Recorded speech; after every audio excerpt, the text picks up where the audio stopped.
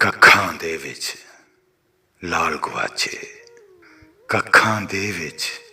ਲਾਲ ਗੁਆਚੇ, चुगियां विच फकीर, सगीर तबस्सम का खूबसूरत कलाम। अंदर भांबड़ इश्क दा मचिया, पैरां विच जंजीर, उंगलां उत्ते यार दी तस्बीह, पलकां उत्ते नीर, विच बदलां दे लाल कबूतर, सीने खुबिया तीर, चिट्टे दिन इकलापा कटिया, रात हुई दिलगीर, रंगा भरिया बुत कुड़ी दा, फुल्लां जही तस्वीर, अंदर पखिया इश्क अंगारा,